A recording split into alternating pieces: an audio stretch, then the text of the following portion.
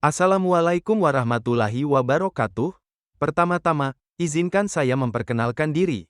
Nama saya Mustaqim, dan saya berasal dari Unit Kerja Jurusan Agribisnis, Fakultas Pertanian, Universitas Riau. Saya sangat bersyukur dapat berpartisipasi dalam pelatihan dasar ini sebagai peserta Latsar Angkatan 14, Kelompok 2. Pelatihan ini merupakan kesempatan berharga bagi saya untuk meningkatkan pengetahuan dan keterampilan, serta untuk berkolaborasi dengan rekan-rekan dari berbagai latar belakang keilmuan. Pada tugas Learning Journal kedua ini, saya ingin berbagi pengalaman pembelajaran saya dalam format sinkronus dan asinkronus selama pelatihan dasar pegawai negeri sipil. Pelatihan ini berlangsung selama beberapa hari dan memberikan saya wawasan yang berharga tentang berbagai aspek yang relevan dengan tugas sebagai pegawai negeri. Bagian ini, pembelajaran sinkronus memberikan pengalaman yang sangat berharga bagi saya. Dalam sesi ini, pembelajaran berlangsung secara real-time, memungkinkan interaksi langsung antara peserta dan pengajar. Salah satu sesi yang paling berkesan adalah ketika kami membahas manajemen waktu. Instruktur menjelaskan berbagai teknik yang dapat membantu kami mengatur waktu dengan lebih efektif.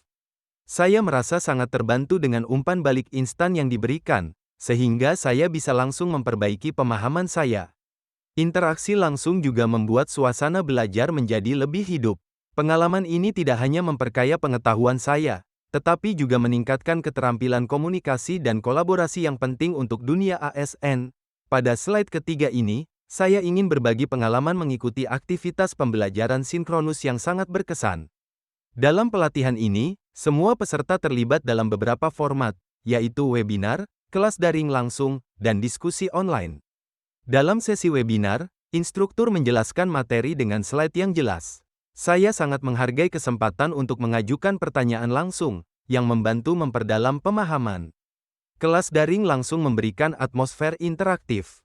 Instruktur mendorong kami untuk berpikir kritis dan berdiskusi. Saya merasa nyaman berbagi pandangan, menjadikan proses belajar lebih hidup. Kami juga melakukan diskusi online dalam kelompok kecil.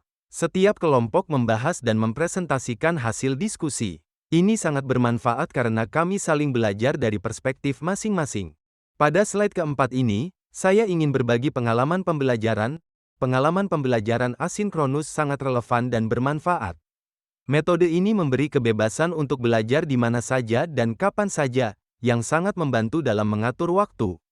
Salah satu hal yang paling saya nikmati adalah fleksibilitas yang ditawarkan. Bisa memilih waktu belajar yang sesuai dengan rutinitas. Misalnya, di akhir pekan, kita dapat menghabiskan lebih banyak waktu untuk mendalami materi yang lebih kompleks tanpa merasa terburu-buru, dan merasa lebih nyaman. Materi pembelajaran juga sangat mudah diakses dari laptop, tablet, atau bahkan smartphone. Pembelajaran asinkronus juga mendorong untuk belajar mandiri, mengulang bagian-bagian yang sulit dipahami dan mencari sumber tambahan untuk memperdalam pengetahuan. Misalnya, saat belajar tentang kebijakan publik menemukan artikel dan penelitian lain yang relevan, yang sangat memperkaya wawasan.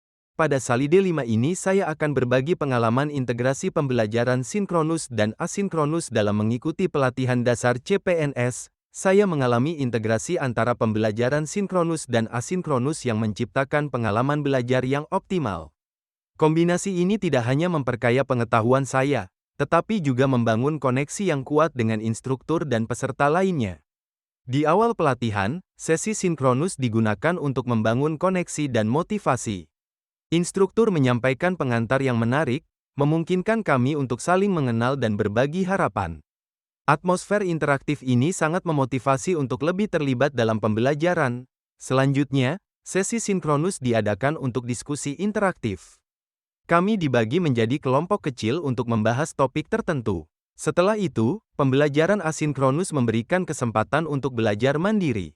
Kemudian mengakses materi online, menonton video, dan membaca artikel yang relevan dengan topik yang telah dibahas.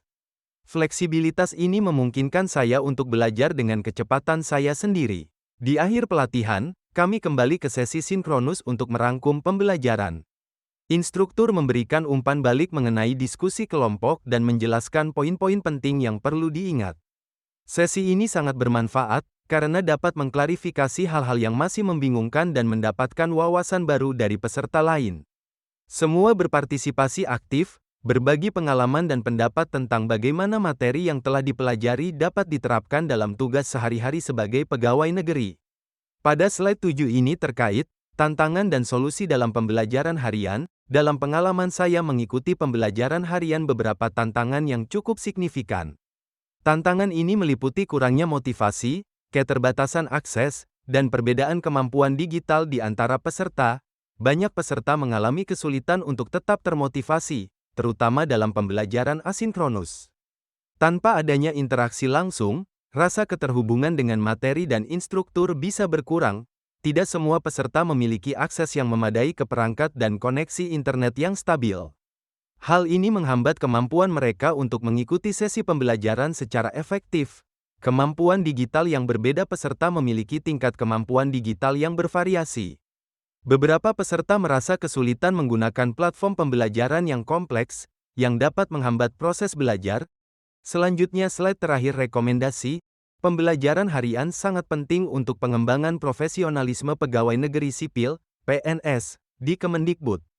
Untuk memaksimalkan hasil pembelajaran, disarankan untuk mengintegrasikan pembelajaran sinkronus dan asinkronus, serta menerapkan program mentoring guna memberikan dukungan dan motivasi kepada peserta. Selain itu, pelatihan digital perlu diselenggarakan untuk meningkatkan keterampilan teknologi, dan pengembangan platform pembelajaran yang responsif akan memudahkan akses. Evaluasi dan umpan balik berkala juga diperlukan untuk perbaikan program. Dengan menerapkan rekomendasi ini, Kemendikbud dapat meningkatkan efektivitas pembelajaran dan mendukung pencapaian tujuan.